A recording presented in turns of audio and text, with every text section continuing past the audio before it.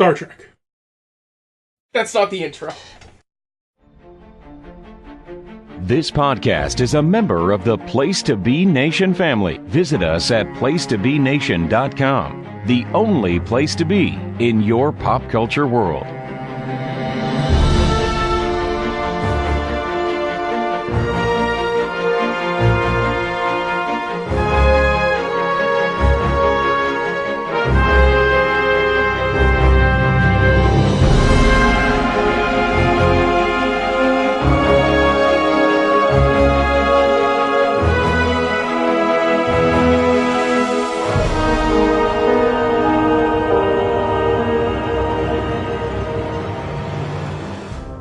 Attention, all listeners. Podcasting is a choice, and one doesn't just make that choice once. One makes it again and again. And thus we are here talking about the second season of Star Trek Discovery, once again with my dear brother, Mr. Scott Butler. Scott, let's do our classic non-spoiler section at the front. What did you think of the second season of Star Trek Discovery? Oh boy, non-spoilers. For a good portion of this season, I was a fan. Like, for 12 or 13 episodes, it looked like a solid improvement over the first season. And then the finale just turns everything on its ass, and I don't know how to talk about it without spoilers. I've said many times on this show, I judge things strongly on their endings. Yes. I place too much importance on the ending of something. If a bad story leads up to a really good, compelling, well-constructed ending, then it wasn't a bad story, because it was the necessary story to build up to that compelling, well-constructed ending. If a good story has a slapdash, nonsensical ending tacked onto it, then it was enjoyable for a while, but ultimately, what's the fucking point? The ending is what stays with you. The ending is what matters. I mean, maybe you have a favorite scene that happens in Chapter 3, but the ending is, like, how the story affects you. And so, I judge things heavily on their endings. And the ending of this season of Discovery is where it all fell apart, for me. Interesting. I can see how you get there, but I kind of don't feel like it fell apart that badly. It's hard to talk about this without spoilers. Yeah, it's hard to talk about any of it without spoilers. They definitely, a lot of the criticisms I had of the first season, they addressed in the first 12 episodes or so of the second season. It wasn't as, grimdark as the first season tended towards. Everyone didn't hate each other anymore. The episodes were more standalone than the first season was. It was still part of an overarching story because, heaven forfend, you actually do real standalone episodes in television in 2019. Like, if J. Michael Straczynski proposed Babylon 5 now, the response from the network would be, yeah, but can you, interconnect the episodes more? So, I mean, it's not to say they were unrelated to each other, but the individual stories stood on their own better. It wasn't like watching one 30-minute clip of a soap opera. It was like individual stories that had a beginning, middle, and end. There was a solid segment in the middle of the season where the arc elements were there, at the beginning and end of each episode, but the main thrust of at least 3, 4, 5 episodes was pretty independent. So I liked all of those things. Those were all improvements over things that I disliked a bit about the first season, and problems we talked about in our episode about the first season. I do think they we'll get into it more in the spoiler section. I feel like they overreacted a bit to some criticisms of the first season, and the ending plays into that as well, which I felt was a giant overreaction to some criticisms of the first season. But for the most part, it was a solid improvement over the first season, I thought, the first 12 episodes. I think the whole season felt pretty consistent in a way that the first season didn't, in part because of all of the production difficulties and the shifting producers and writers and all of the tumult that the first season went through that led it to feel very choppy. Well, this season was not without its production difficulties. Really? Weren't the showrunners fired after episode 3 because they were abusing the staff and the writers? Oh god, that was this year, wasn't it? Yeah, so like, this season was not without its production tumult, and I think that also plays into what happened in the finale, which we can't get into without spoilers. I understand what you mean about the grimness of season 1. I think that's an overreaction that happens in a lot of media properties and in a lot of fandoms, where the source material is kinda goofy. I mean, you can't deny that TOS is quite goofy. And even the Berman-era Star Trek is pretty goofy and kind of a kid's show, which was fine when I was a kid, growing up watching it, but there tends to be kind of an overreaction in the other direction sometimes. I think from things that I've read, I'm certainly no expert, but from things that I've read, comic books have been going through this for a long time, and the superhero movies kind of show that as well, in some ways. Well, one of the superhero movie franchises. Well, it comes out in different ways. But in Star Trek, there's a kind of fetishization of the original series that still doesn't want to recognize that it was goofy as hell. And so you get things like Discovery Season 1, and to an extent Season 2, where it's set in the same era, and they want to bring in a lot of the plot elements, they want to bring in a lot of the proper nouns. They want to keep mentioning things as a kind of, as a kind of reminiscence therapy. That is a very good way of describing it. They want to incorporate the proper nouns. Exactly. They don't want to incorporate the actual aesthetic or the actual ethos or the storytelling style. They want to incorporate the proper nouns. I tend not to go so hard on complaints about fan service because I'm a fan and I want to be serviced. It depends on what fans are being serviced. That's true. We'll get into that in the spoiler section. We'll get into everything, I guess.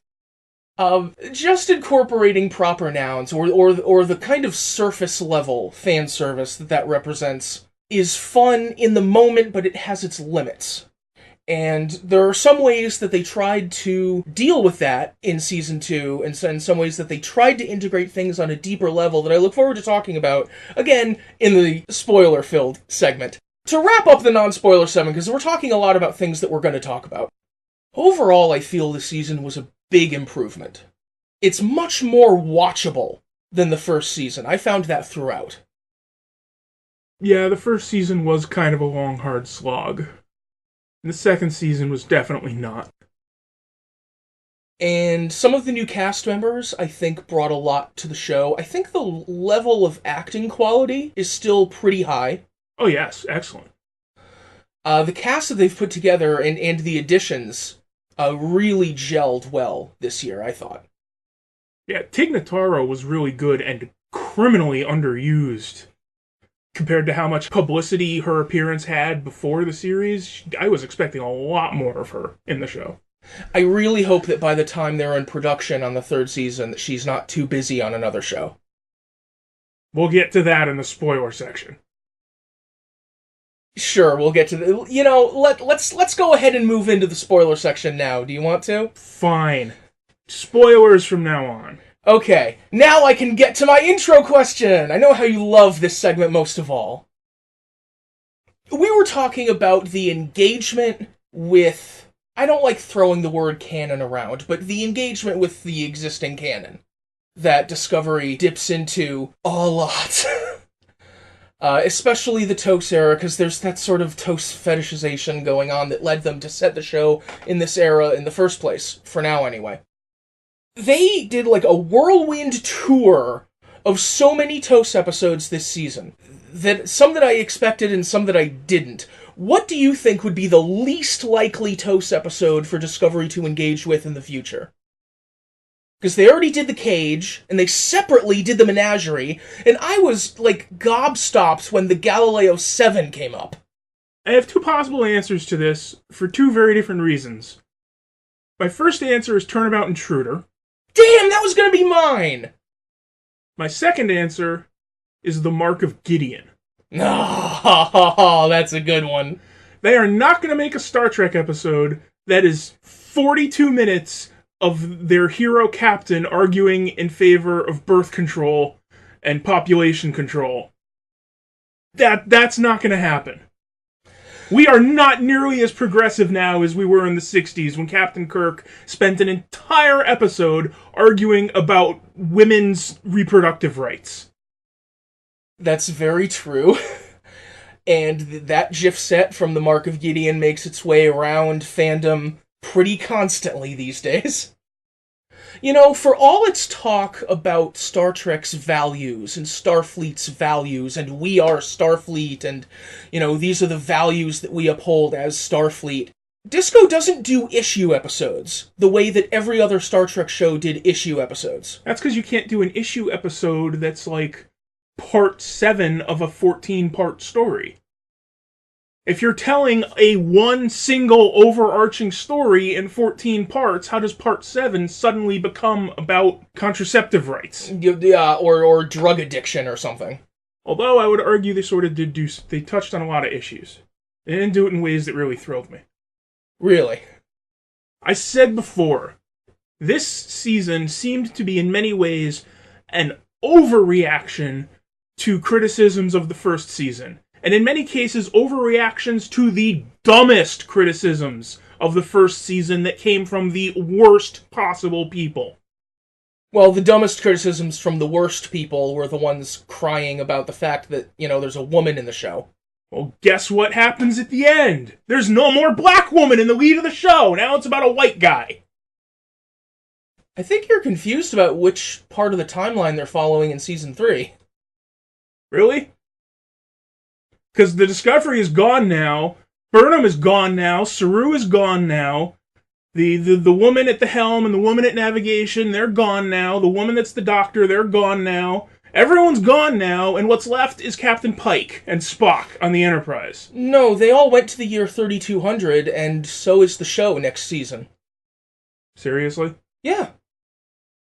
They're not doing a Captain Pike show. There's a petition for them to do a Captain Pike show.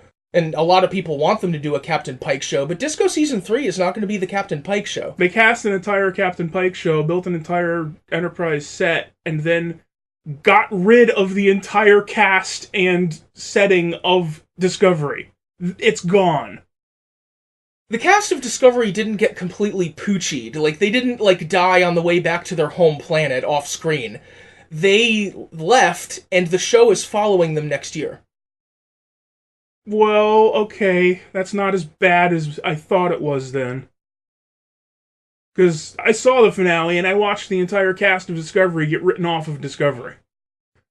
I did see a couple of people on Twitter saying, you know, did I just watch the Discovery series finale? And a couple other people saying, God, I hope so. Which, again, is... the worst possible criticisms from the worst possible people. Also, did you notice the episode that was all about how dilithium is an old, dirty fuel type, and this spore network is a newer, cleaner fuel type that doesn't cause all the environmental destruction?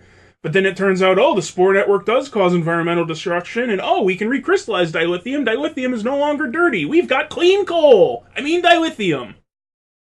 Oh, God. Okay, I did not get... Oh, wow.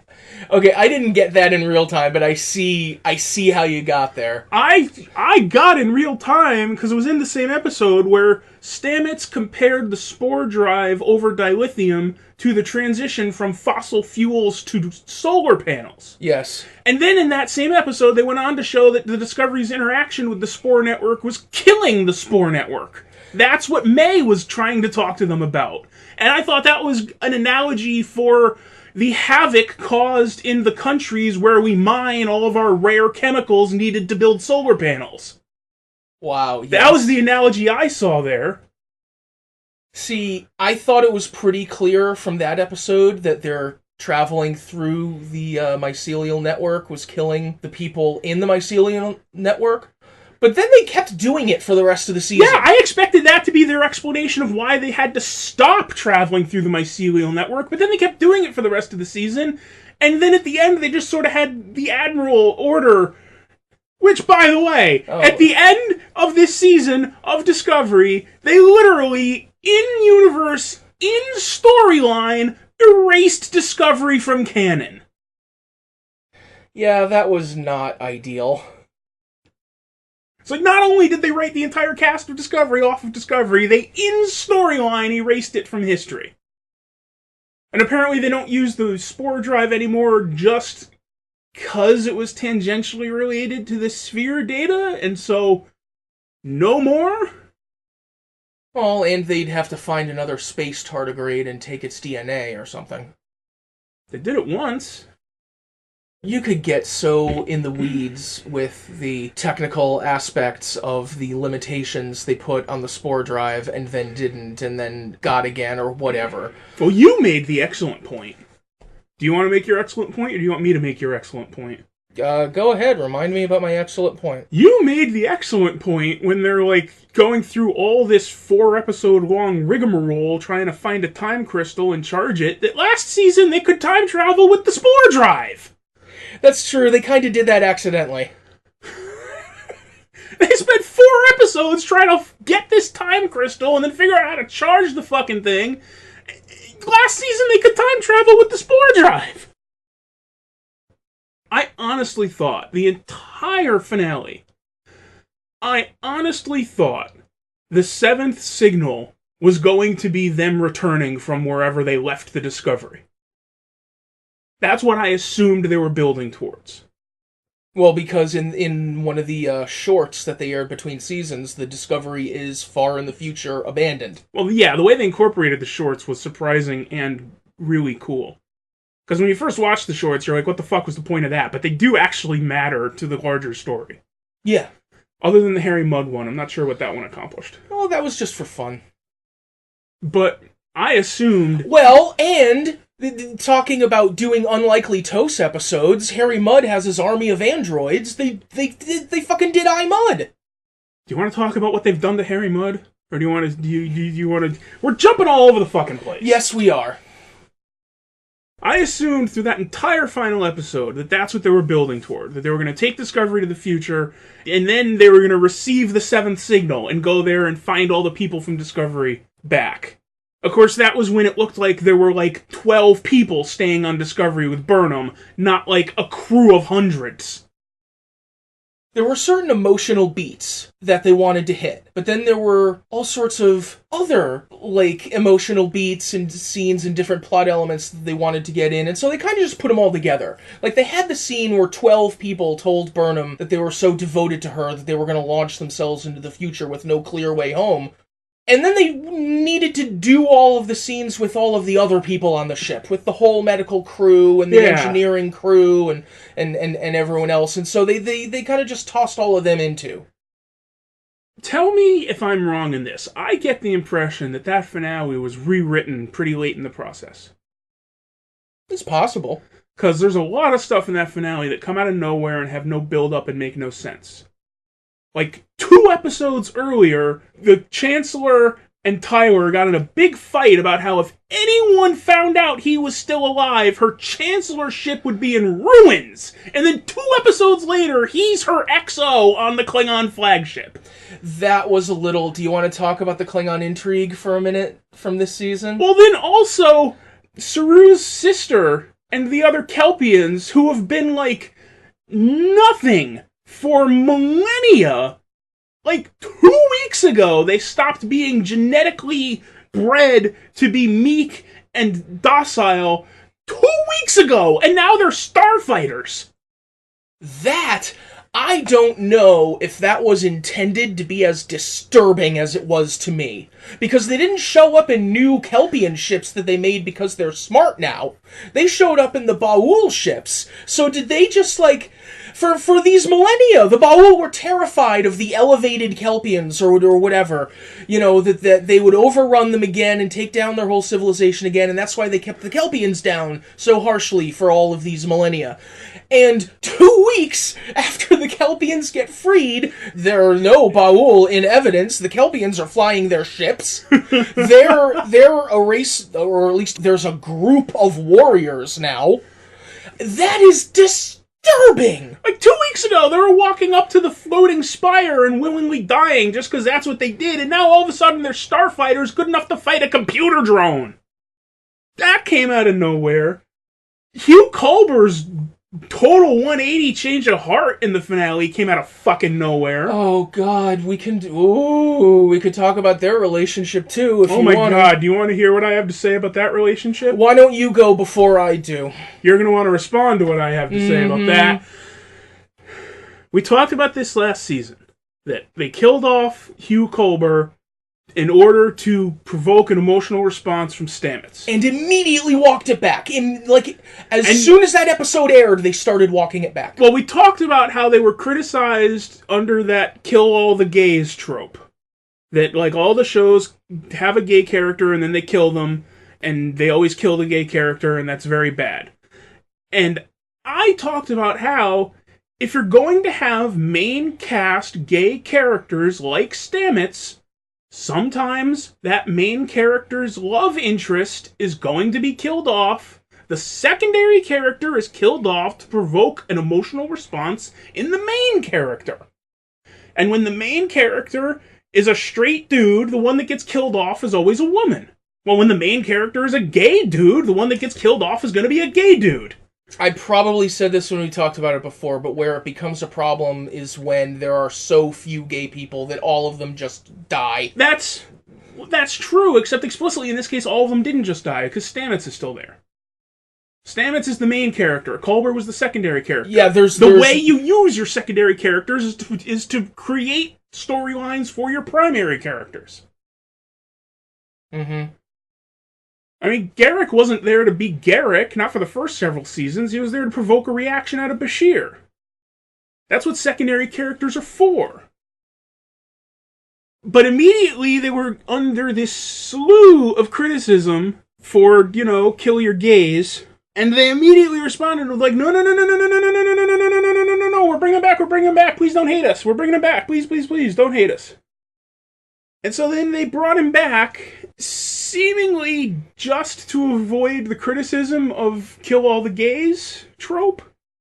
And they sort of built a storyline about how, he's back now, but he's changed because he died, and so he feels differently, and he's not the same person he was, and so his interpersonal relationships are broken, and he sort of needs to figure out who he is. He can't just slot back into who he used to be, which is an interesting story to tell if it wasn't, pretty obvious that they were using that story to write him out of the show because he was supposed to be gone already when he died, but they brought him back to avoid this internet criticism, and now they're writing him out in a way that they don't fill into the kill your gays trope.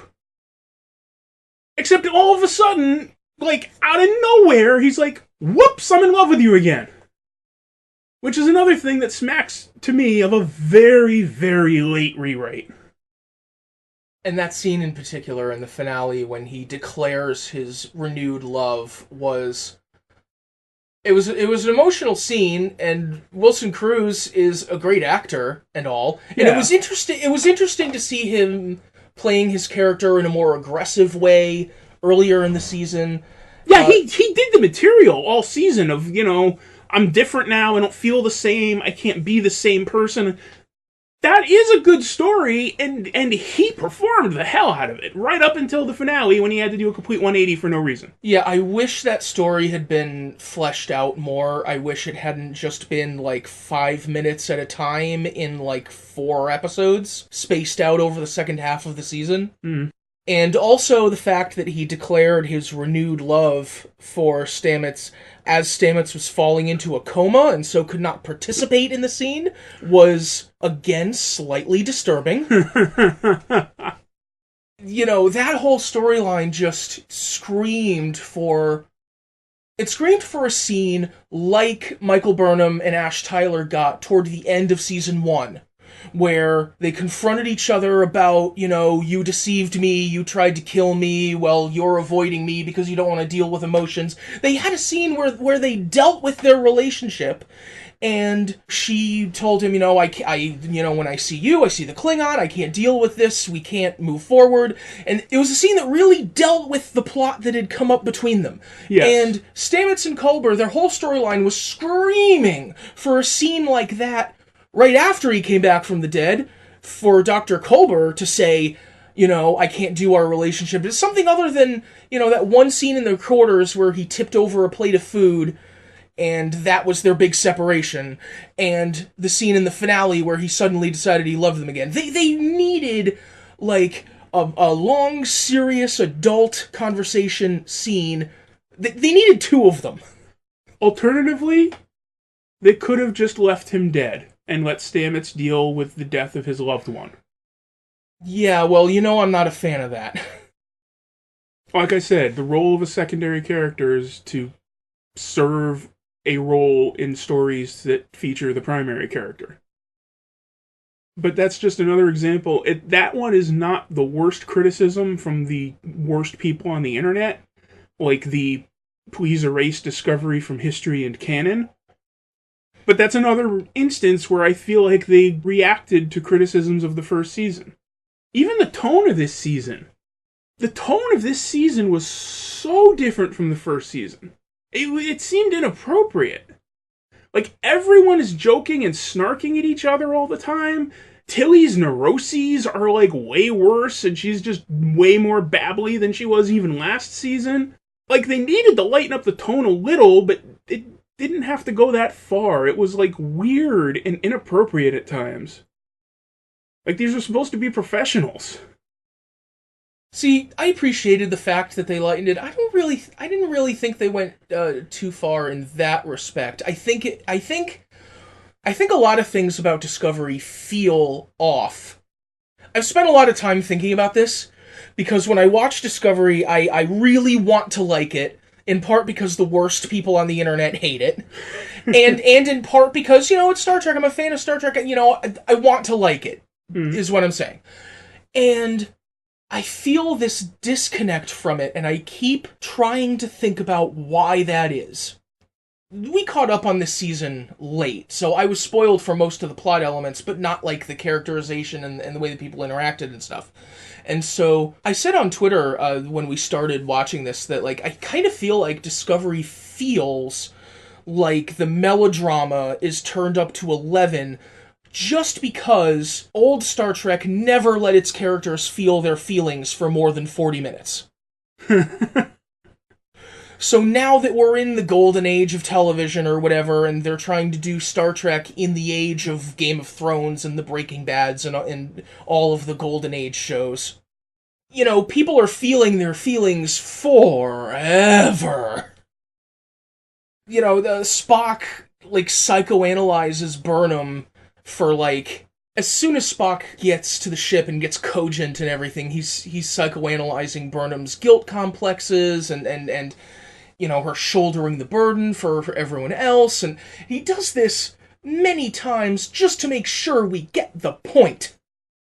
And I feel like maybe your reaction to some of the camaraderie of the crew and some of the neuroses and things comes from a similar place. Because this is an era in which a Star Trek show can let its characters be cynical. And the thing about old Star Trek, for the most part, is it didn't really have cynical characters. It didn't have meta characters. Not really. DS9 was a little looser than that because it had a lot of non-Starfleet people who could comment more on, like, how goofy the humans were. But a lot of it didn't have that level of snark and that level of cynicism that you have in Discovery. Which, in Season 2 in particular, stands in stark contrast to someone like Captain Pike. Because Captain Pike comes on the ship, and he is not snarky, he is not cynical, he is straight-laced. He has a sense of humor, but he is very straight-laced and pretty cornball. I actually really liked Captain Pike this season. You're probably going to have a whole thing, and we'll get to that in a second. But I feel like they used Captain Pike really well as a contrast to Lorca's role in the first season foremost, which, again, he says as soon as he gets to the ship, because you have to get the point, and the show has to tell you what the point is. I really like the way that he starts giving the standard Star Trek speeches. They've always had the Kirk speech, the Picard speech. Everyone had big speeches all the time in Star Trek. And Pikes are kind of cornball, but that's what the character is. You know, he does all these things about how Starfleet is a promise. And when I hear stuff like that, I look for someone on the ship to hear, like, a ship-wide announcement, attention all crew, Starfleet is a promise, and go, oh god, what are they doing now? And that's Tig Notaro's character. That Jet Reno is that exact character. That kind of element you feel a little more from some of the other characters too, but it stands in contrast, I think, to Captain Pike, who is, you know, a bit of a cornball, but unshakably moral, in a way that your Star Trek captain has to be. And he's a mentor, first and foremost, just like JJ's Captain Pike. I was going to say, I felt like this Pike was much closer to the Bruce Greenwood Captain Pike than it was to the Jeffrey Hunter Captain Pike. I think it's extrapolating a lot from the Jeffrey Hunter Captain Pike, because we only get the one look at him, technically. I mean, this show also does the menagerie, so there's that as well, but... Yeah, I didn't like that at all, by the way. Because they basically transformed his injury that happens just before the menagerie. They've transformed it from a heroic act to save the lives of his students into a predestination paradox. Where, like, instead of seeing the students in danger and knowing that he could be poisoned by the radiation and going, the hell with it, I have to help them, instead he goes, well, this is the price I agreed to pay for that time crystal. Well, no, it kind of transfers that heroic moment. The heroic moment is now when he knows what is in his future, and he accepts it anyway because of the mission, and because he made a promise, and Starfleet is a promise. I thought it kind of diluted that heroic moment of his. Like, before, he subjected himself to that because there were people in danger and he wanted to rescue them. Now, he's agreed beforehand to subject himself to that because he really needs this time crystal to send the sphere data into the future to protect it from the control program. Well, I think the characterization is more worth paying attention to than the exact mechanics of the plot. Because the exact mechanics of the plot are not always great. You can, you can really get in the weeds with this stuff. But I think the character moment for Pike, when he says he can't just give up because of a future he did not foresee for himself, I think that really shows you what the character is and shows you what the show thinks is an upright, upstanding, moral person. And that, I think, is important. I think that's a really good moment of characterization for the show. It also sort of provokes one of their inevitable moments of anachronism. Because he has this vision of himself, and it's like, you know, Arium gets to be this cool cyborg lady, and I get to be a rubber head clamshelled between two dumpster lids. Yeah, well. Again, in terms of plot mechanics, there's stuff you have to kind of glaze over in terms of, you know, that particular radiation or that particular injury or whatever particularly happened to him versus, you know, Arium going down in a shuttle crash and getting augmented, or Detmer getting burned or something, or whatever happened to her. See, that's... we're going around in circles now. I suppose. That's the other thing that really cheesed me about the ending, is that, you know, all of these characters are now... I mean, I guess you say they're going to be back in, like, the year 12,000 or wherever they went to. But it's like, we spent 2 years following Tilly trying to get into command training so she could be a captain one day. What's her storyline now? Even at the very end, we didn't get to see Saru finally made captain. He decided to put that off. It's like, none of the storylines that we've been following, and none of these characters we've been following, they're just gone. Well, do you want to talk about the stuff we know they have to do because of announcements they've already made? Like what? Like the fact that Empress Georgia was on the Discovery when it went to the year 3200, but she's in a spinoff that's happening in 2 years. Really? Do you want to talk about the Section 31 spinoff? Do you want to talk about Section 31? Jesus! That doesn't contradict my point that entire ending was a very, very late rewrite. Well, it at least means that by the end of Season 3, they gotta at least get her back. Unless her spinoff is running Section 31 in the year 3200. Which, oh, good God. What the fuck have they done to Section 31? Like, apparently now it's part of Starfleet? That everyone knows about. That everyone knows about? And Starfleet admirals give them orders, and they give Starfleet captains orders? I really want to like this show. I hope that comes across when we do these shows. I desperately want to love this show. Also, Cornwell literally describes the admiral that works with Section 31 as one of the logic extremists, like the ones that blew up the school where Burnham went. But she is a Starfleet admiral despite being a member of this terrorist group? And tried to kill Ambassador Sarek last season. Like, I didn't know they had, like, members of terrorist groups as admirals in Starfleet. That doesn't really seem right. I mean, I know there's plenty of Christo-fascists in the American military, but Starfleet is supposed to be better than that. Starfleet is supposed to be better than a lot of things, isn't it? And like, I get that part of the point of Season 1 was, like, you have to fight to be better than all these things, and our heroes on this crew are fighting to be better. And then this year, they get Captain Pike parachuted in, and he is better, and he tries to help people be better.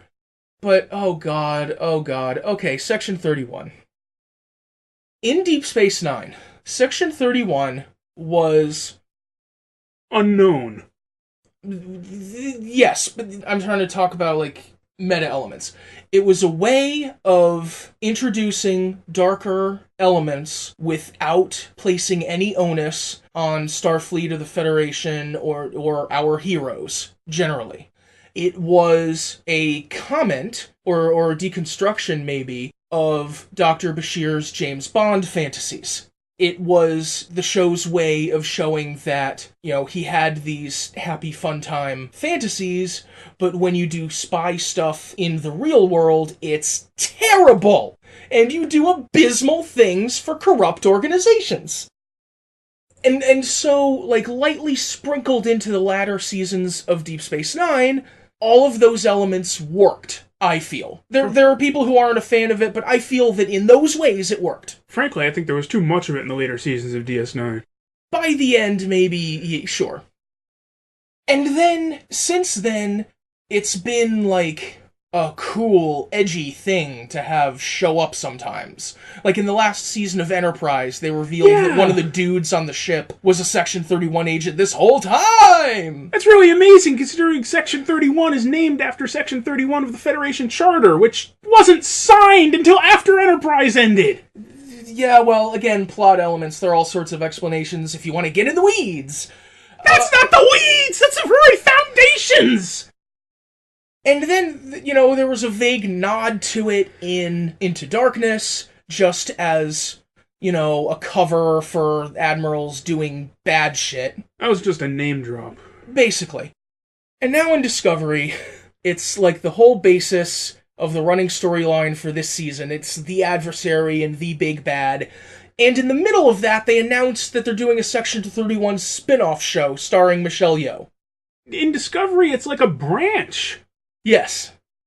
It's like there's the Starfleet Service and the Merchant Marine and the Corps of Engineers and Section 31. It's just another branch of Starfleet.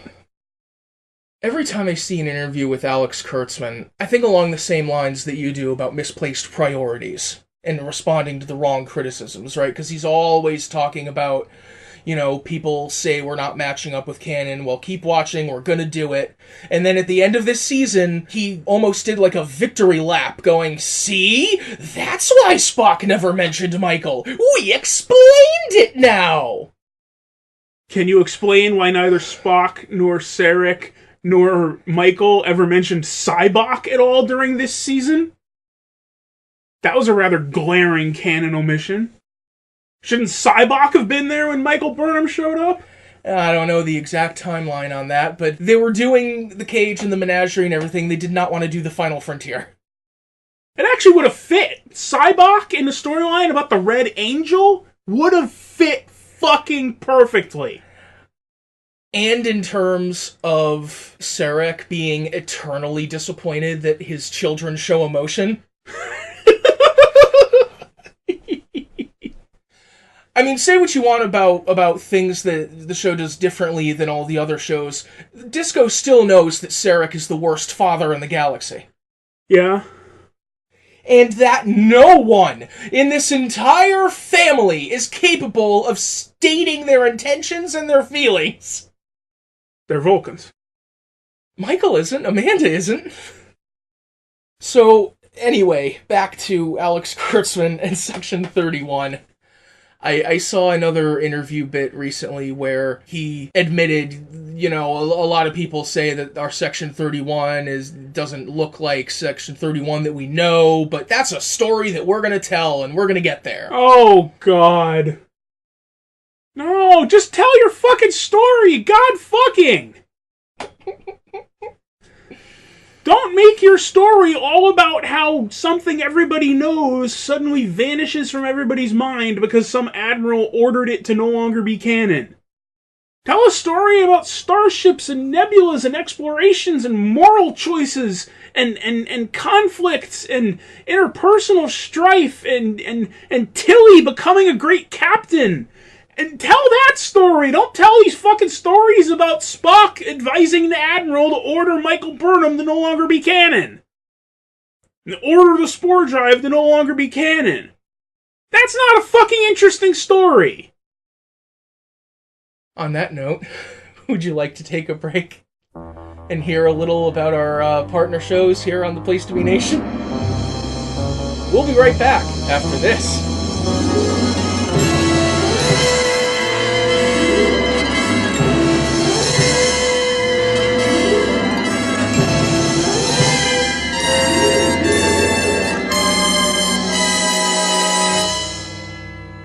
Promotional consideration paid for by the following.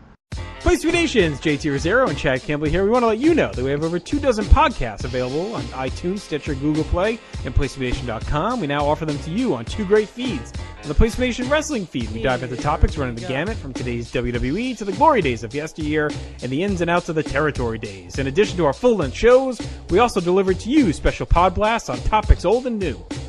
The Place to Be Nation Pop feed is a veritable treasure trove of great content, offering tremendous shows covering the land of movies, television, life, comics, and sports, brought to you by the most knowledgeable and insightful folks in the podcast world. You can find all of these current shows, plus archives of our previous podcasts from over the past 8 years as well, by subscribing to our feeds on iTunes. And while there, be sure to rate and leave feedback as well. All of these shows, plus others, available at PlaceToBeNation.com, where we cover pro wrestling, sports, movies, comics, plus in-depth stretch projects and more.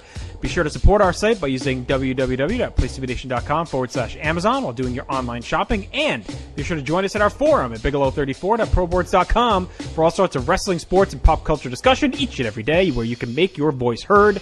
We also want to thank our friends at Bonehead's Wing Bar, ProWrestlingOnly.com, and TheHistoryOfWrestling.com. Be sure to follow us on Facebook, Twitter, Instagram, and Tumblr as well. PlaceToBeNation.com, the only place to be in your pop culture world.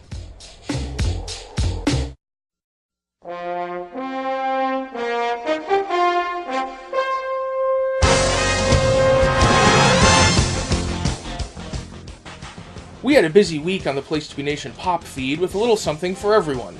Ben Morse and Russell Sellers close out 1970 on a new Marvel Age masterclass. Jennifer Smith welcomes in Todd Weber to watch Yoga Hosers on this month's Freak Out Drive-In.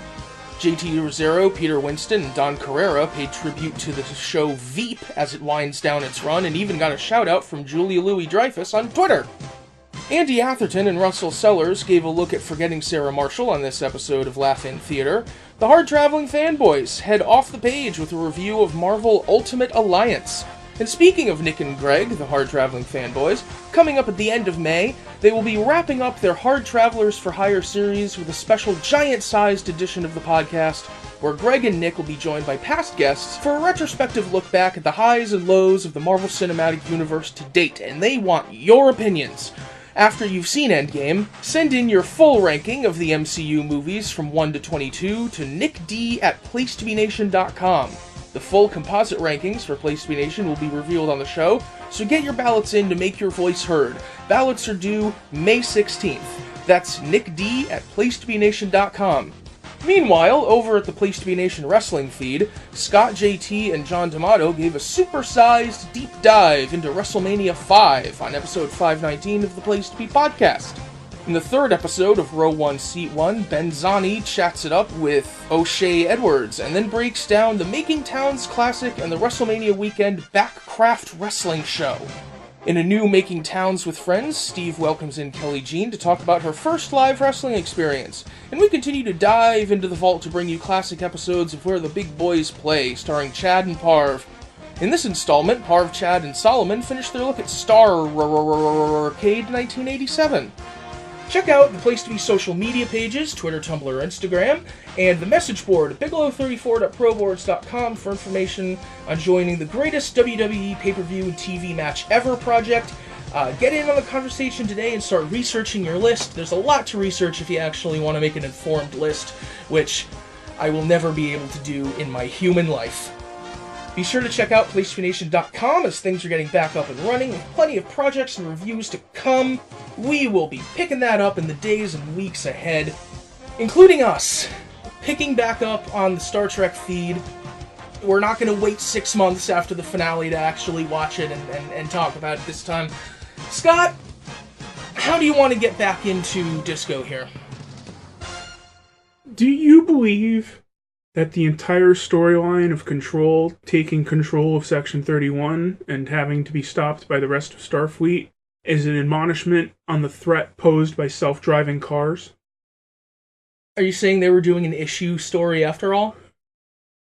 I mean, it's not like the self-driving starship that Burnham and Spock wound up on, like, actively crashed into anything because the piloting software was buggy.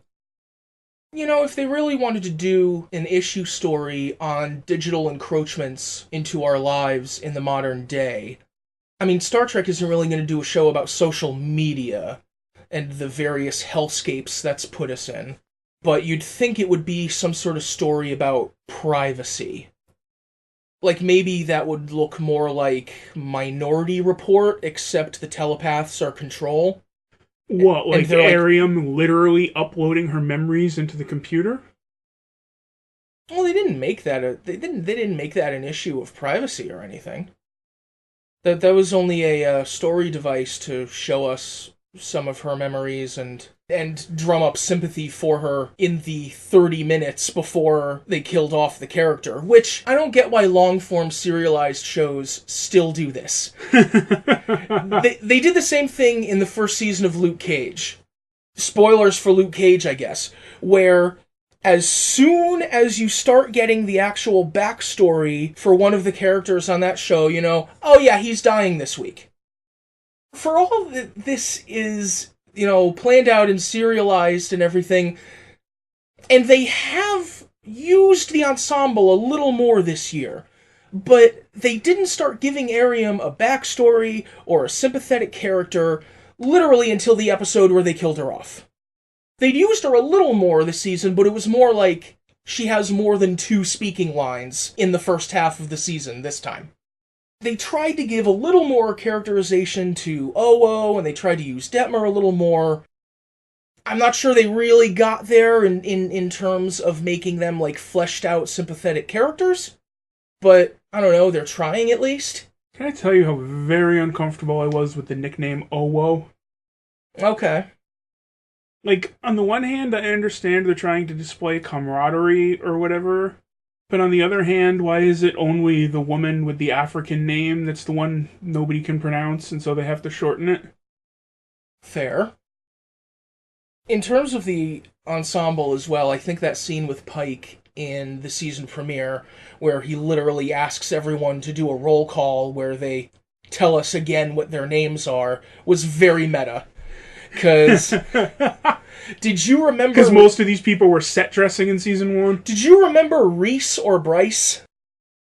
I remember those people were there. Yes, I heard those in the background. I heard those names called out in season 1, but like they had no characters, and they still have no characters. It's just they were in the more scenes and got a couple more speaking lines, which I suppose is progress. I mean, it is an ensemble show, though. It's just the structure of that ensemble is a little different for a Star Trek show, which isn't necessarily bad. It just takes some getting used to. Where on all the other Star Trek shows, the main ensemble was the bridge crew, basically. And there are some other, like, recurring guest stars. Where on Discovery, you know, there are bridge crew who are basically guest stars and ascended extras in some ways. And there are some other characters who... Like, why is Tilly always on the bridge? She's an ensign. Why wouldn't there be ensigns on the bridge? I guess. So that takes a little getting used to, but I suppose there's progress on filling in the rest of the ship a little bit. And Jet Reno helps with that, too. The fact that she never showed up, though, was weird. Like, what was it, like 5, 6, 7 episodes where she wasn't there, and then just all of a sudden she happens to walk into the room? Like, oh yeah, she's just been hanging around the whole time? Well, this show doesn't really do as much with the engineering crew as some of the other shows did. You know, Stamets is there, but as we discussed in our episodes about Season 1, he's not the chief engineer. He doesn't fix the warp core or anything. And now they have Jet Reno, who is an engineer and is the one who fixes the warp core, but the show isn't interested in showing you Jet Reno fixing the warp core. So she kind of flits in and out. As, you know, if they need a particular engineer on something, or if there's some character beat that they want her for. Which, by the way, shall we have a note on representation again? Because toward the end of the season, Jet Reno suddenly sprouts a dead wife. Yeah. And when your only explicitly mentioned representation of a lesbian character is a widow and a dead wife, that's also not great. But wait, they didn't even kill the wife. Sure, yeah, they did, off screen. The wife was never a character. She's just a piece of backstory. Now you're not allowed to reference anyone who ever lived who was gay? I don't think you understand what I'm saying. You're saying anyone that they reference who is no longer alive has to be straight. I don't think that's what you're saying. What I'm saying. What I'm saying is they decide a character is lesbian and suddenly her partner has to be dead. Well, yeah, because they just went through a war, and apparently she's going off to the year 12,000 at the end of the season. So what's the use of a living partner? Look, if you're going to have gay characters, they're going to have relations, secondary characters associated with them who are also gay. And dead. And dead. Or alive. All of the secondary ones dead. What about Burnham's parents? They're dead. Or they were? Possibly. Thought so. Burnham's father's dead. That shows that this show is just playing in to kill your dads. And Cybok apparently is nowhere to be seen. This show is just playing in to kill your laughing Vulcans. And his dog. Yeah, there aren't any dogs on the show. Star Trek used to have a dog in it.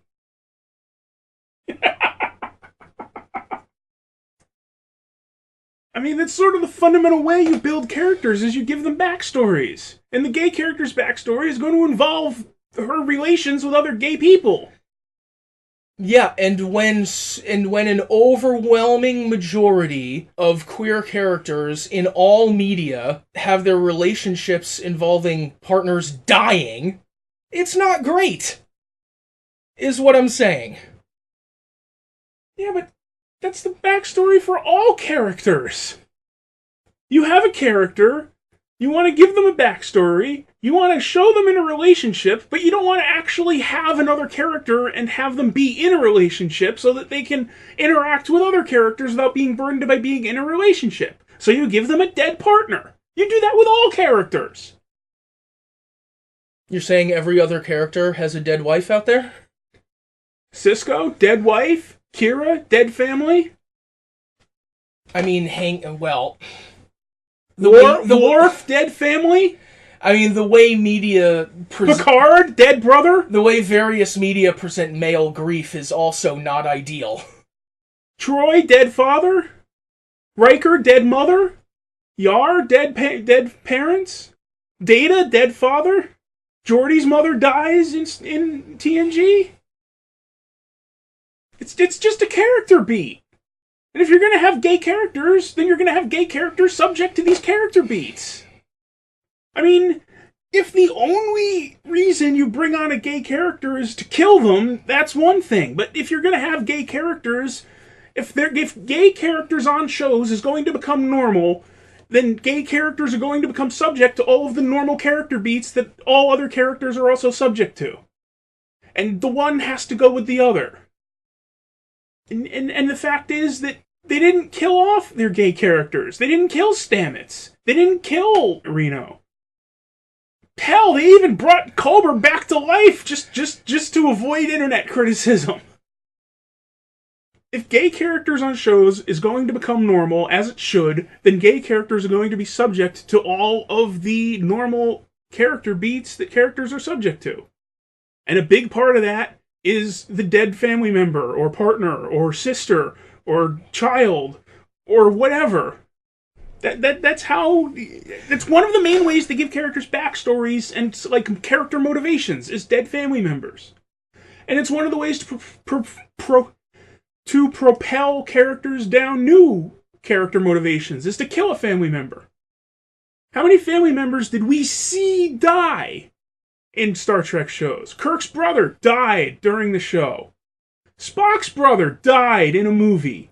Picard's brother died in a movie. Geordi's mom died on the show. The trope of the tragic gay romance has a long history in pulp novels where gay characters were only allowed to be mentioned if all of their relationships were shown to be tragic, to emphasize the idea that being queer is in itself a tragic state of being. That trope has held in decades of writing, and that is an essential context for the decision that writers make in modern shows, in a context that dead fathers do not have, in a context that dead brothers and mothers do not have. Which is why it sticks out more to people who are particularly sensitive to it, for good reason.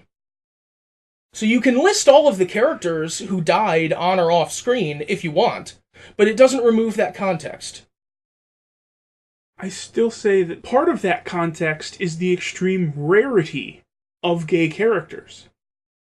And if gay characters are going to become ubiquitous, then they're going to have a wide variety of things happen to them. Including dead partners. Well, so far Disco is batting 1,000 on that one. Well, I suppose Empress Giorgio doesn't have a tragic dead lover in her backstory. Probably many dead lovers, but none of them were tragic to her. Exactly. Which, speaking of which, I want to talk about Giorgio a little more. Can I just, going back to this, I've been trying to look this up without making a lot of clacky noises on the mic. Janet Reno appeared in episode 1, episode 4, and then episode 12. So yeah, when she shows up in episode 12, it is kind of a, wait, she's just been hanging around somewhere all season? Yeah, she's been, in engineering or whatever. She's been around. There's no visual evidence of that. Well, just because she's not a bridge officer and so hasn't had 2 lines every 3 episodes like Lieutenant Reese. So anyway, Empress Giorgio, Commander Giorgio, or whatever she is in Section 31 now. What do you think is Giorgio's agenda? I have no earthly idea. Entertain herself? That was the one that made the most sense to me. Like, I don't think she wants to take over the galaxy the way she did with the Terran Empire, because it took her whole lifetime to do that, and if she wanted to be in charge of the Federation or whatever, that would be so boring to her, because the Federation is so touchy-feely and gentle and noble. Yeah. Well, Section 31 isn't. She could try to take them over. And she seemed to be angling toward that by taking out all of her superiors within Section 31. Well, I think she just preternaturally stabs anyone she comes in contact with. Which is why she had such trouble with the Borgified Leland at the end of the season, because she couldn't just stab him. Said the scorpion to the frog. Yes! Although, the Terran Empire is by nature Terran, right? And so the Federation for Empress Giorgio, I think, would be not only a little too touchy-feely, but a little too multicultural. And you don't see a whole lot of non-humans in Section 31, do you? I'm trying to remember, were there extras on the Section 31 bridge? I mean, did they show Section 31 officers other than Giorgio, Volk, and whatever that dude's name is? Control? I think they had some extras in the earlier episodes when there were actually people on the ship. I think they were humans. I could be wrong. There could have been a couple background extras who weren't. But I mean, the admiral over Section 31 was Vulcan. That was part of the whole Starfleet cooperation / oversight / whatever that relationship is. You know, because that was a Starfleet admiral. I mean, I got the sense that Giorgio is just, like, antagonizing people because it's fun, because she has nothing to do in this universe. Yeah. And yet, she's getting a spin-off show in 2020, or whenever. They've announced so many new Star Trek shows. Like, they're going to be making at least 4 shows, plus continuing the shorts. The Picard show is coming the end of 2019. 2020 is Season 3 of Discovery. After Season 3 of Discovery is the first season of the Section 31 spin-off. What is Season 3 of Discovery? Is that just going to be like Voyager, but dumber? Because they don't even have the effort to go home to guide them? Well, it depends how much they want to tie into the Calypso short. I mean, that short had the Discovery far in the future abandoned, and the dude who landed on it was involved in a war against the Vidrash. Yeah. And so, if you want to do a whole season of the Discovery finding the far future Federation at war with whoever... Yeah, but that Discovery had been abandoned for another 1,000 years. Yeah, I mean, we'll see how exactly that ties in. I mean, there's a compulsive need by these people to tie everything into everything else. Yeah, a little too much. So, we'll see about that. I hate talking about this in terms of meta information that we have from press releases about upcoming spin-offs, and not just like, here are the characters in the show, are they interesting or not? You know... I don't know. All this meta information from press releases from you is the only reason I have to believe that there will be a Discovery Season 3. Or that, Discovery Season 3 following the adventures of Captain Pike on the Starship Enterprise. No, it wasn't a backdoor pilot for a Pike show. Really? No. I think it was.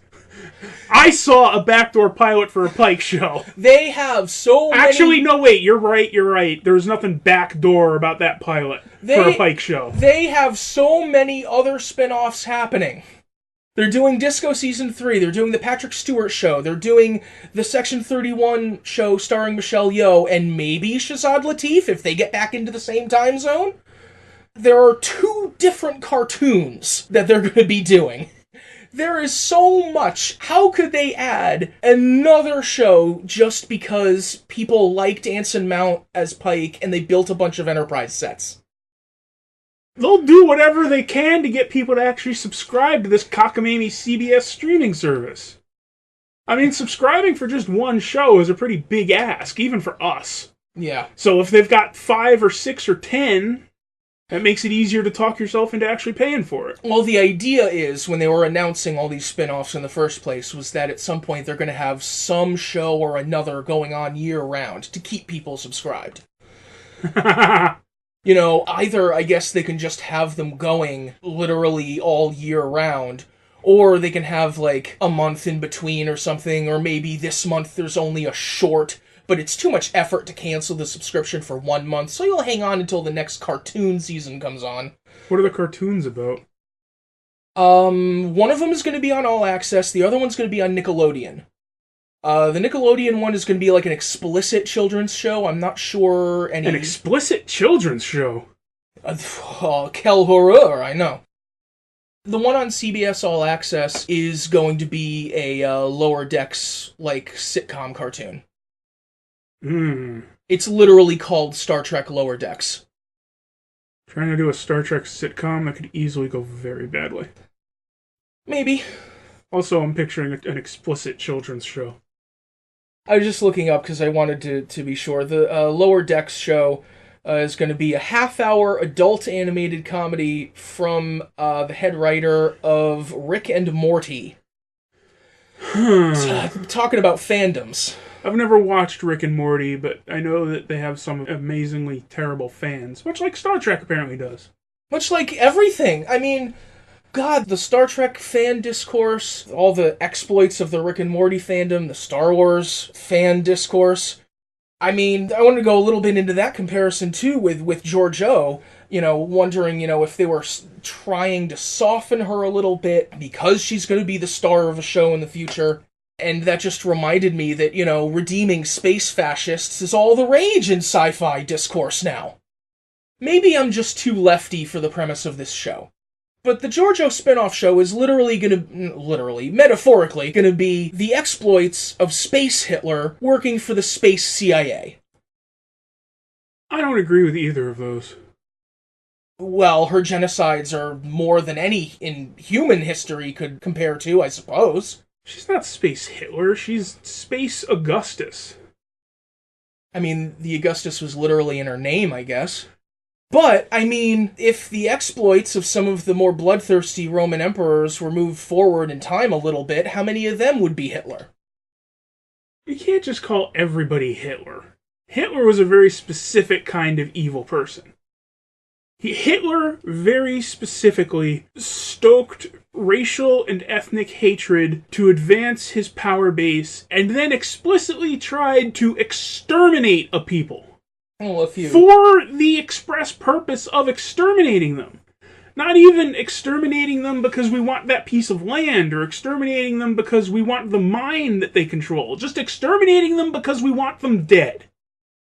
That is a specific type of evil that you can't just blanket apply to all dictators throughout history.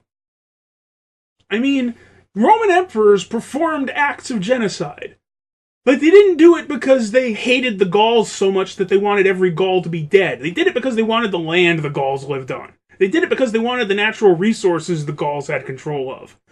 They didn't try to exterminate them, they just tried to break their power and seize their lands. It was still a genocide, but it wasn't a Hitler genocide. The things the American government did to the Native Americans, those were acts of genocide, but it wasn't a Hitler-style genocide. We didn't try to exterminate Native Americans just because we wanted every Native American gone. We tried to exterminate Native Americans because we wanted their land. Those acts and policies were literally inspirational to Hitler. Like, it's literally in his book. There is a fundamental difference, I feel, between killing millions of a group of people because you want to seize their lands or their possessions, or you want to break their power so that they can never pose a threat to you, and explicitly trying to kill every single one of them so that they will be dead. I think that is a fundamental difference. They're both genocide, but that is a fundamental difference. Yes, in precise goals and sometimes tactics, I suppose. I'm thinking more on a moral level. That presenting a character who is a genocidal fascist, in general terms, and then, trying to work things around to make them the lead of your television show. It requires you to not think too hard about what the Emperor must have done in her home universe. Yeah. It's very uncomfortable. The fact that she, served Saru up as dinner. Yes. And it's not like everyone is suddenly getting along with her. There's still distrust and everything, but the way that the show presents it is more along the lines of Burnham rolling her eyes at her and, keeping her phaser on her a little longer than everyone else does. What raises an interesting question that I was thinking of is, what do you do with Georgiou? Like, now that she's here and she exists, what do you do with her? Like, if you're Starfleet. I mean, okay, there are factions within Starfleet that are like, ooh, we can exploit her amoral, genocidal ways to, like, advance our own agenda because we're also amoral. Yeah. But, like, if you are a Pike idealistic Starfleeter, what do you do with Georgiou now? She's too dangerous to just, like, let her be, but there's no morality in, like, arresting her and confining her just because of who she is. Well, just because of who she is, like, she is a perpetrator of mass murders. That's not like... Oh, yes, but not in your jurisdiction. Okay, maybe... You have no witnesses who will testify. Yeah, maybe you couldn't technically convict. But, like... But that's what I'm saying. Knowing that's in her background, what do you do with her? I mean, she hasn't committed any crimes in your universe. But if you let her free, you know what she will do. So what do you do? Oh, God. You know what I'm picturing now? You haven't seen The Good Place. But part of the first season of The Good Place is a philosopher personally taking a dirtbag under his wing to try to make her better in some amorphous way. And, like, what you're talking about with Georgiou makes me picture the worst version of that. Like, the worst version of that is a genocidal fascist being mentored by, like, an upstanding moral person like Captain Pike until she understands ethics. That's like the worst buddy cop series ever. Yeah, well, I'm anticipating the Section 31 show is going to be Georgiou and Ash Tyler, the worst buddy cop show ever. I mean, I don't know exactly what form that show is going to take yet. And it could be that it has something really interesting to say about all these moral quandaries, but given recent events, given the way Disco has framed these issues, I think it's much more interested in having cool, epic moments. Cool, epic characters doing cool, epic things. And it'll kind of string those things together in whatever way references the most Star Trek episodes. But what it's interested in is those moments. And some of those moments are great. I didn't think they were as good this year. I mean, Pike gave a lot of speeches this year. Saru gave a few speeches this year. Nothing this year was anywhere near the same level as Discovery is not Lorca's, Discovery is ours. That's still probably the best speech they've had on the show. Oh, yes. By a mile. Yeah, it's gotta be. What are the speeches gonna be like on the Section 31 show? I don't mean to keep harping on this in our Discovery podcast, but I'm trying to understand what this show is gonna look like, and how it could possibly keep from presenting a genocidal fascist working for the space CIA. How do they do that without presenting it as cool? I also want to dispute your characterization of Section 31 as the space CIA, except... This season it was. This season, Section 31 was not nearly as unsupervised and untethered to the rest of the government as it was depicted in DS9. I've been making that comparison for a while, like whenever Section 31 comes up, and, sometimes it's less reasonable because we've all heard of the CIA. And I'm not sure we have a great understanding of what the CIA does in real time. Like all of the South American coups and assassinations and everything, I'm not sure we knew about that in real time. But we know what the CIA is. That's true. But this season everyone knows what Section 31 is. Even if they don't necessarily know that Control is, an AI run amok that wants to destroy all sentient life, because I guess that's what AIs want to do? In general. Nobody programmed the 3 laws of robotics into Control. Well, maybe instead of reciting Alice in Wonderland every other episode, Burnham and Spock could have read iRobot. Also, it's amazing how in 15 years, Spock and Sarek are still going to be estranged and will not have spoken in 30 years. Well, as we know, no one in this family has any emotional maturity. It's rare for Vulcans to have emotional maturity anyway. That was part of what I was wondering about in terms of how they would present Spock this season, because doing a prequel until they go to the year 3200, when they don't have to do prequels anymore, but they're still doing a prequel for this season. And that requires them to present a Spock who does not have the emotional maturity that he didn't achieve until Star Trek 3 or 4. You know, set, 25, 30 years after this? 35? I made that note somewhere in one of the first Spock episodes. It was like, okay, Spock's storyline this season is the same one as Star Trek 1 and Star Trek 4. Well... Also, I continue to be fascinated by this because the actor playing Spock is 1 year younger than Sonequa Martin Green, which means he is 11 years younger than Amanda's actress, and 18 years younger than Sarek. Oh, when Sarek was 18, he was married to the Vulcan priestess who gave birth to Sybok, right? Of course. I'm actually kind of angry about this now. Sybok would have fit so perfectly into a series about searching for a Red Angel. Yeah, well, they'll do a whirlwind tour of previous episodes and movies, but they don't want to touch Star Trek V. Like, there are bits of canon they'll jam in there, and there are bits that they'll avoid. Also, in Star Trek V, they didn't need to do a whole story arc about why Spock never told anyone about Sybok before. Spock never told anyone about Sybok before because Spock doesn't tell anyone about anything! You know, they didn't need a whole scene to say, and we shall never speak of Michael Burnham again. He doesn't tell anyone about anything! Like a Journey to Babel, they didn't know he had parents! Yes! I mean, that could have, stand to reason, but, I thought the characterization and the use of Captain Pike this season was successful. I think it added something to the show. I'm not sure about Spock. What do you think in terms of what Spock meant to the show? Well, there's so much unexplained, which again I think points to a late-stage rewrite of the finale. Like, they made a big deal about how the crystal would burn out after one trip, and that's why they would be trapped in the future, except she was able to make 7 trips to make the 7 signals. Except they never explained why the signals all showed up at once before she made the 7 signals.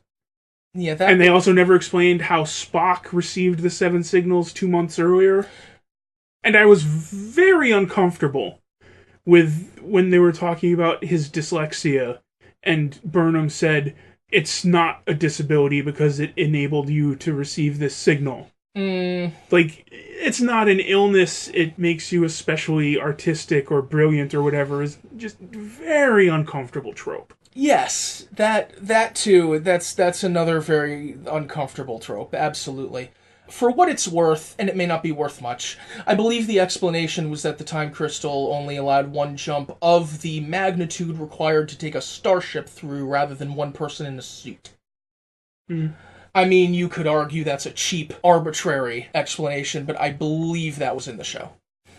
Well, if you want cheap, arbitrary explanations, how come Discovery couldn't lower her shields to beam Spock aboard, but the Enterprise could lower their shields to beam Spock aboard? Because we know Spock goes back to the Enterprise.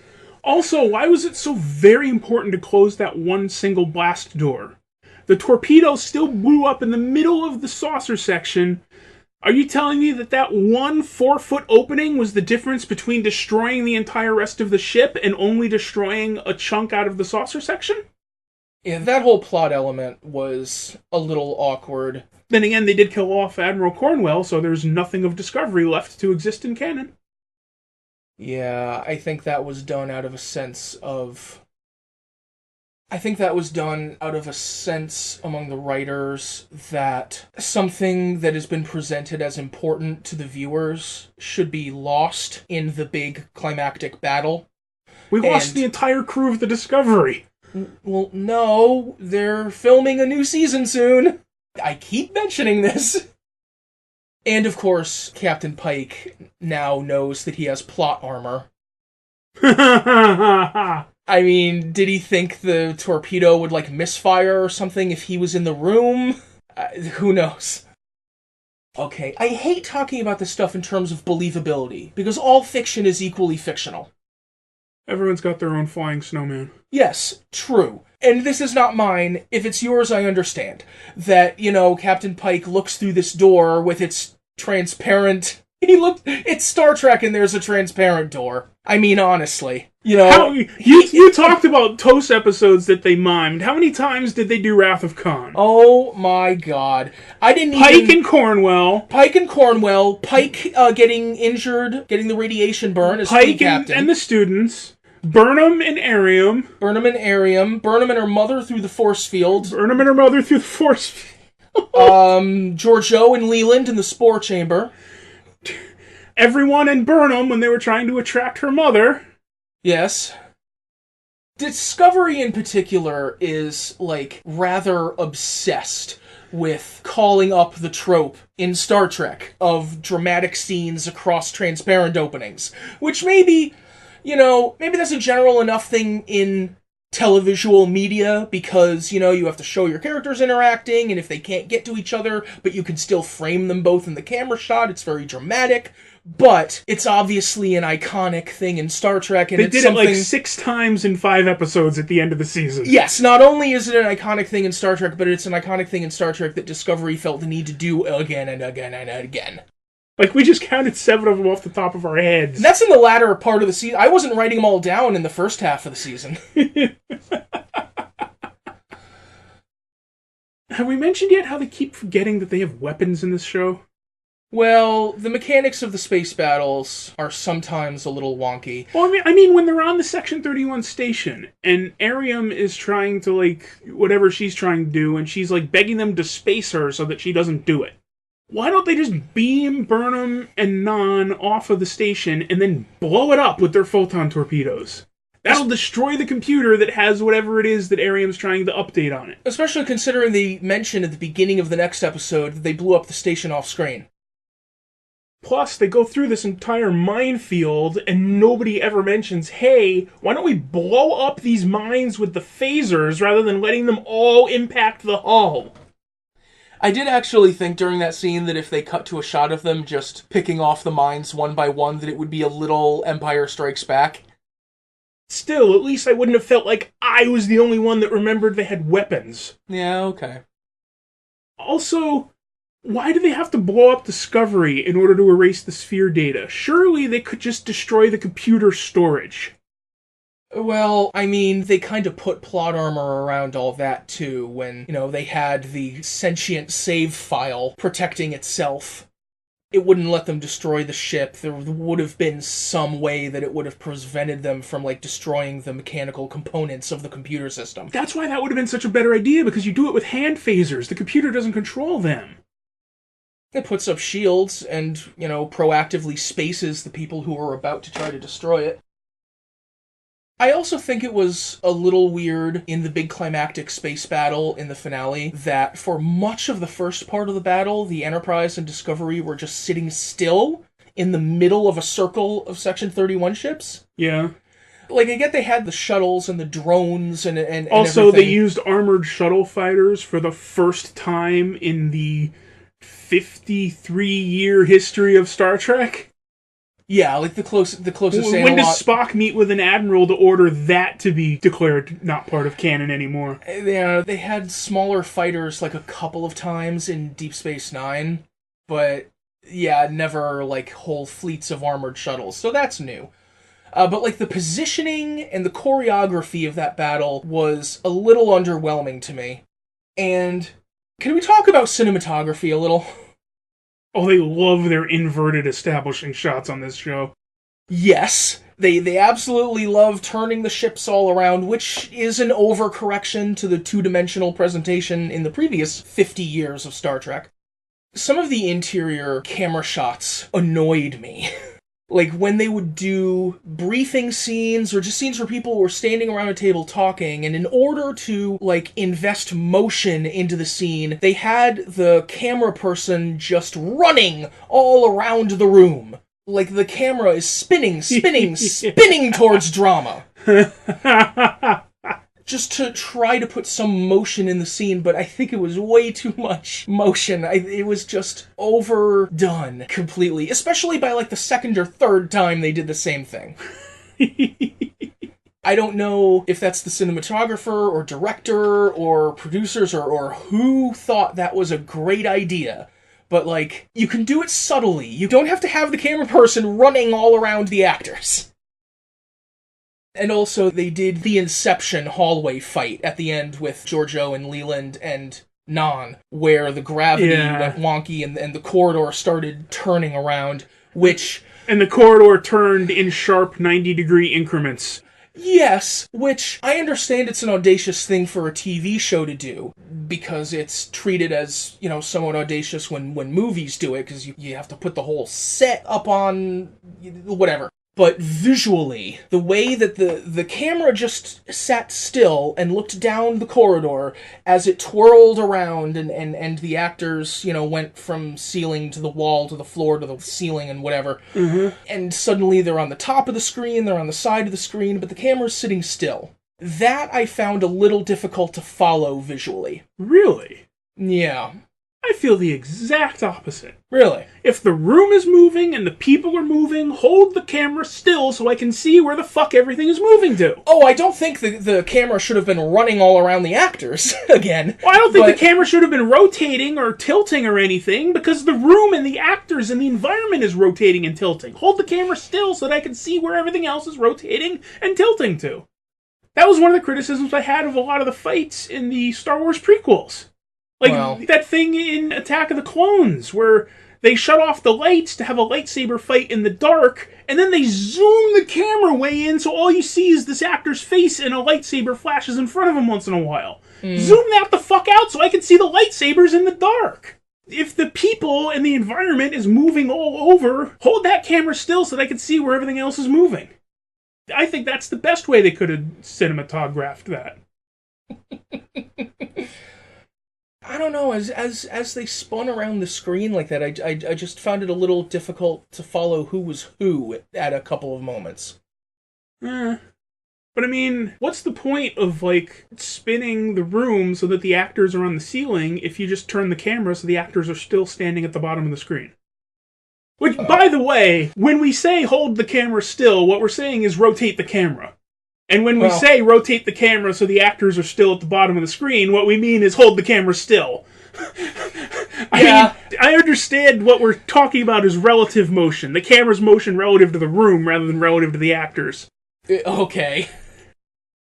As we were watching it, I thought maybe it was intentionally disorienting, because the characters are disoriented, which I understand it on that level. I just found it a little off-putting. Yeah, but I mean, if you turn the camera as the room is turning, you're either going to make it exponentially more disorienting, or you're just going to, like, defeat the effect totally, because it's just going to look like the actors standing on a rotating stage. Yeah, that's fair. You hold that camera still so that you can establish very firmly that the room is still. It's the force of gravity that's moving around. I also briefly just want to mention the time travel sequence at the end of the finale. I thought was super well done. All of the shots of Burnham going through the wormhole and just going through, like, weird trippy shit, and all of the shots of the Discovery going into the wormhole, some of those shots were painterly. It was a beautiful, beautiful sequence. Speaking of how this entire season was an overreaction to all of the worst criticisms of the first season, good God, the Klingons look fucking terrible with hair. I thought they were great. Oh my God. I thought all the different kinds of hair were very good. Oh my God. The one with the mohawk was super fun. The one guy with, like, the Fu Manchu mustache and beard looked okay. But good God, Laurel looked terrible. Oh my God. I can't even think of when was the last time there was a worse makeup job on a Star Trek show than Laurel with hair. Oh my God. I liked the hair. I liked the variety of hair to reinforce the variety of the Klingons. That I thought was pretty well done. Terrible. Also terrible. Nobody involved in writing this entire season of television has the first clue of what the hell the Prime Directive is. Which, I mean, I try to forgive because the Prime Directive has been interpreted in different ways by different shows over the years, however it fits the story, but oh my god, they tortured it beyond all recognition trying to invoke it in this thing. A civilization that has access to warp technology and is aware of other cultures, and you're still trying to apply the Prime Directive to them? A human colony from Earth, and you're still trying to apply the Prime Directive to them? Well, that was almost like... They were treating that group of humans almost like an uncontacted tribe. Except they were aware of Earth. They knew the history of Earth. They knew they came from Earth. It's like trying to apply the Prime Directive to the Bringloidi. Well, that would have been an interesting case. It's not that far from trying to apply the Prime Directive to, like, Jupiter Station. I mean... Well, if Jupiter Station had been cut off before the advent of warp travel and had no idea of the extent of current human technology, they would be almost like an uncontacted tribe. Oh, by that logic, the Prime Directive should have applied to Khan and his ship full of Supermen. Arguable, yeah. No, terrible. Well, do you think maybe some additional caution in waking up Khan and his people might have behooved them in that episode? Well, by the non-interference directive, they should have just left them where they were. I mean, an abundance of caution. Captain J.T. Esteban probably would have left them where they were and filed a report. We found this ship. It's here heading in this direction. Someone look into it if you want. Not to mention, Captain Pike literally beams down, talks to the guy, says, "Hey, I'm Captain Pike from the Starship Discovery of Starfleet of the United Federation of Planets, of which Earth is a member, and I'm the captain of an interstellar spaceship that's part of the Space Force, and now I'm going to beam back to my ship, but the Prime Directive still applies to you." Yeah, well, they'd have a character payoff for the one special science guy.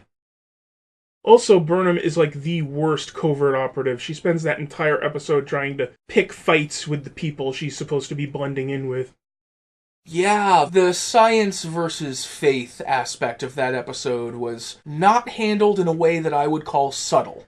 Not in the least. And I understand that Star Trek isn't subtle on this point. Like, so many times when they have a Prime Directive episode with an uncontacted tribe of religious people, you know, they're like the Mintakans, you know?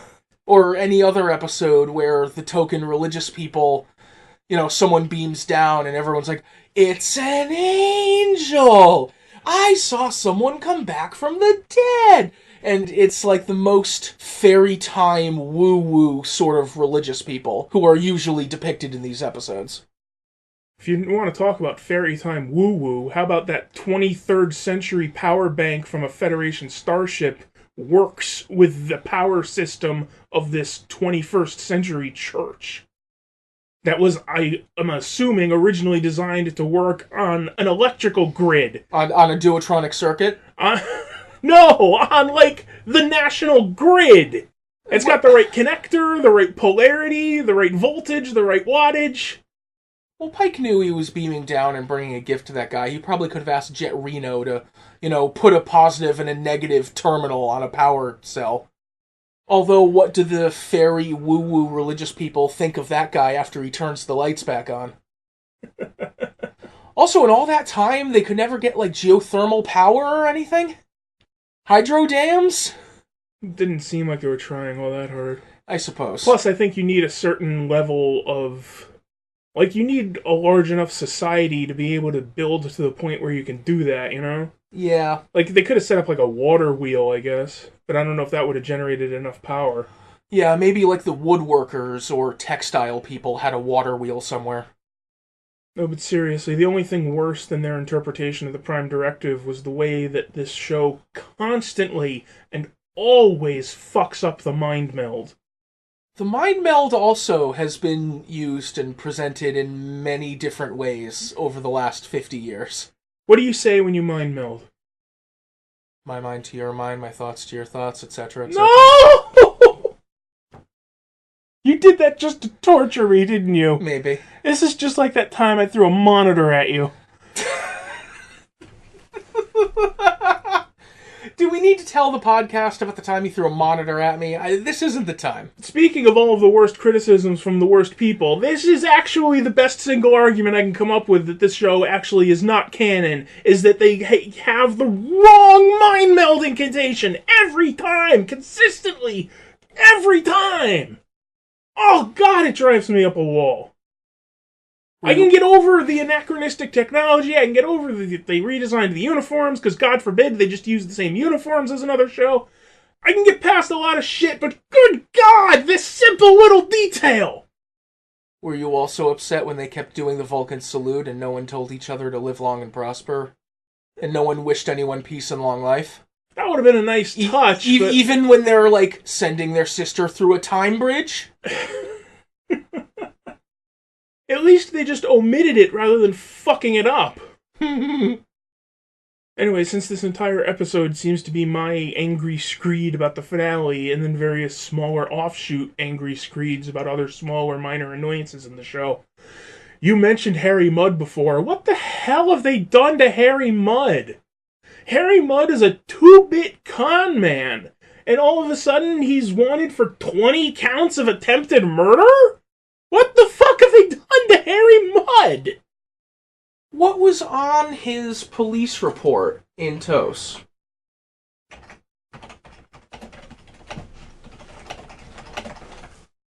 Yeah, his police report from TOS says smuggling, transport of stolen goods, purchase of space vessel with counterfeit currency. Well, 2-bit con man. Sure. Although, I mean, the Harry Mudd from Season 1, like, killed the entire Starship Discovery, like, 75 times or whatever. And I mentioned it in the last episode that that's completely outside the realm of Harry Mudd. But now they've got him wanted for attempted murder times 20. And that's just what I happened to write down. Well, everything is more bombastic now. Also, he's got these android replicants like 10 or 15 years before he actually got them in TOS. I don't remember how he said he got them in TOS. Well, did he just happen upon the planet where they were, or like hack Roger Corby's lab or whatever? No. I mean, he at least didn't have them at the time of Mudd's women. Yeah, unlikely. Well, he must have had them seized when he got arrested for all those counts of murder. I did like that one of the replicants was in that jacket that he wore in TOS. That was a nice touch. Oh, they'll always put in touches with the props and costumes and stuff. Really? That's why they had, like, the entire crew of the Enterprise under Captain Pike and 0 the Cage uniforms? Well, that's why they had them in, half disco, half TOS style uniforms. I mean, that was a nice attempt at a transitionary form, yeah. Except, at the time of the Cage, they weren't wearing original series type uniforms. Yeah, but, like, a TV show in the 21st century isn't going to have space military people walking around in sweaters. Also, it's weird when you remember the timeline, because apparently the Cage should have happened only about 3 years before this. Yeah. So, like, it's funny that they mention Talos 4 and Burnham doesn't know what it is. Like, you don't recognize the only death penalty in the Federation that was just instituted 3 years ago? Would that be wide public knowledge? I'm pretty sure if something is so illegal that it carries the only death penalty in the Federation, people would know it's illegal. Yeah, but broadcasting that across the whole fleet would only, like, tease people into trying it, wouldn't it? Well, weren't exactly a lot of people in the menagerie going, whoa, what's Talos 4? No, everyone knew that they were all going to be executed. You know what I'm thankful for? I am very thankful that we got through this whole season without any permutation of Lorca. So many people thought that, like, mysterious green spore that landed on Tilly last season was going to somehow bring Lorca back, or that they were going to somehow find him in the mycelial network, the way they wound up finding Culber, I guess. Or that they were going to find Prime Lorca somewhere, but, oh, thank God, they did not find any version of him no way, no how. I agree to an extent, because, good lord, what would they have done with him? On the other hand, I actually really liked Jason Isaacs' performance last year, so I'm sorry that character wound up having to go away. His performance was perfectly good. I think most of the criticisms that we have of this is on the level of writing or just plotting or these things. The actors are great. Most all of them. Most of them. Maybe James Frain, I don't know. Yeah. Well, we went over this a bit last year. Nobody knows how to do a Vulcan. Leonard Nimoy was the only person that ever figured out how to play a Vulcan, and he apparently taught Zachary Quinto. No one else knows how to play a Vulcan. I really wonder, maybe I'm generalizing, but I saw it pointed out at some point that the classic Vulcans are all Jews. Leonard Nimoy, Mark Leonard, even Celia Lovsky. I'm stereotyping to an extent, but I'm mishpocha, I have the right. There's a certain neuroticism to Vulcans. There's a certain understanding that an actor has to have of someone who's deeply emotional, but deeply repressed, and deeply invested in not showing anything, but it's always there just under the surface. There's a tension that you have to portray there. Yes, that's what I said when we talked about this earlier, that, Leonard Nimoy and Zachary Quinto, they do play it very much like the person is feeling deep emotion, but trying very hard not to express their emotion. Whereas everyone else who plays a Vulcan just tries to be, serene. We talked about this before. I think Tim Russ did a fine job in Voyager. As fine as any goy could be. Yeah, he did. Yeah, he was fine. Otherwise, Vulcans are a little thin on the ground in later Star Trek until Enterprise, which was a whole other thing. Vulcans are very staid and dignified. They're not calm and serene. I guess maybe some Vulcans are, but they're calm and serene, and a lot of the ones in later Star Trek and season 1 of Discovery are just assholes. Yeah. There was that admiral in season 1 who was just a dick. Well, that's sort of the Enterprise characterization. The Vulcans are all dicks. That was true. There was the captain in DS9. Okay, yeah, that's true. He was an asshole, and some of the other ones in guest starring roles, even though they're a little thin on the ground in a lot of the Berman era. There's that subtlety that is difficult to do, and I don't know if correlation equals causation, but a lot of the people who did it in the TOS era were Jews. And it's stereotyping, but hey. Can I ask a question? Yeah, sure. Burnham became very angry with Control Guy when he admitted that he was the Section 31 supervisor of her parents' project that wound up with them being tracked down by Klingons and killed. Burnham is in Starfleet. She often gets ordered to do things that put her at risk. I don't understand her violent, angry reaction to, yeah, I was your parents' superior and they were on a mission and it went bad. Because it was touching on her foundational trauma. So much that Burnham does is a reaction to various structural traumas that she has. And through her learning on Vulcan and a lot of other things that happened, so much of what she does is an effort to hide that behind Vulcan philosophy, behind Starfleet protocols, behind a lot of things that she's able to hide behind. But in that moment, Leland touched on her foundational trauma, and she had a reaction. That I thought was very believable. I just thought it was out of character. Of all the people who would understand you're part of an organization and you're ordered to undergo a mission, and it might be dangerous and you might die there, but you're part of the organization and you're ordered to undergo a mission. There's also the element of Burnham's character that Spock mentioned explicitly a couple of times, that, she's always taking responsibility for everything that happens, whether it's her responsibility or not. He shares your view of the Klingon War, when he blamed her for it sarcastically.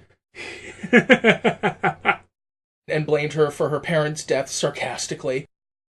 I was wondering, when the plot went in that direction, that her parents were working for Section 31, there's all these arc elements that they were engulfed in, I was wondering whether the show is kind of trying to lift some of those traumas gradually off of the character. As a character, she's defined by guilt. There was guilt over her parents, there was guilt over what happened to Prime Giorgio. Which, by the way, you talk about overcorrecting for things. I think they are way overcorrecting for not having Prime Giorgio around anymore. Like, they had Giorgio in 2 episodes, and they decided, wait, Michelle Yeoh is awesome! We have to find more ways to get her back! And they keep finding ways of bringing her back. But Burnham is defined by her guilt over what's happened to people close to her, and ultimately the Federation, when she blames herself for all the deal with the Klingons. And so, they're kind of chipping away at that. And I wonder what happens to the character if she ever learns to forgive herself for some of those things, or recognize that her role was smaller than she thought. It's also something to explore in the year 3200. This episode is a lot of me angrily railing against the show, considering I actually thought it was an improvement over the second season for a lot of it. Yeah, I do want to convey, I actually thought this season was a lot better, and I really do want to like the show very much. Just that finale, I went over me and endings. That finale whoa. Like, it's one thing to write the Discovery and the entire crew of the Discovery out of the show called Discovery, but, like, just the cherry on top with Spock literally telling the Admiral, make an order that Discovery is no longer part of canon. It was just too much for me. I was reminded of the fact that when they announced Discovery, I was a little curmudgeonly because I would have preferred for them to do a show set after all of the existing shows. And now next season they will be. So, they got around to it. I mean, they announced the new Patrick Stewart show that's set after the time frame of all the other shows, except for the far future flash forwards. And now Discovery is going way past all of the far future flash forwards. So, how can I complain about that? I guess we'll see when season 3 comes out, and we do another 2.5-hour show where we yell about all the things that we don't like about it, and then say, but it was an improvement and we really like the show. Somehow I don't think we're going to be doing a 2-hour podcast breaking down the teens Nickelodeon show in a couple of years, do you?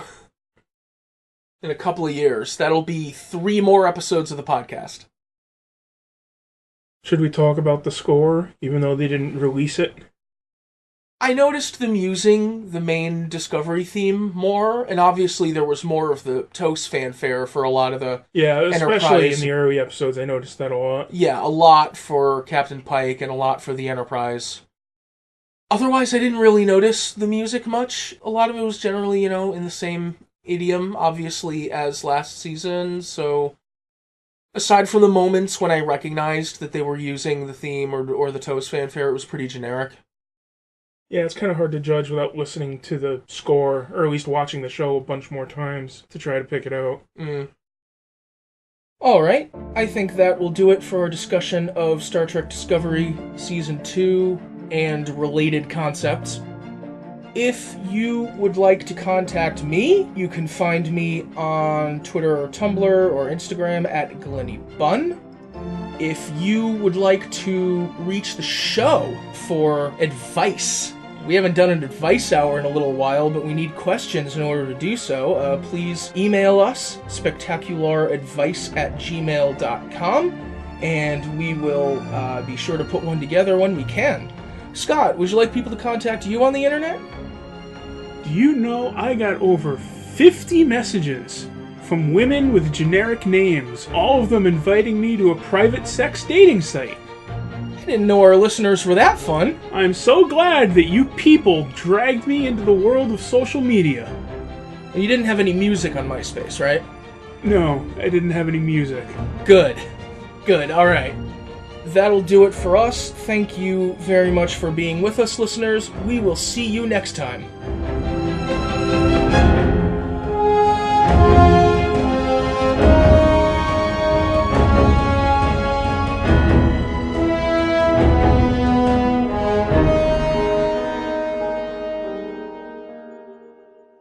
Anyway, Star Trek.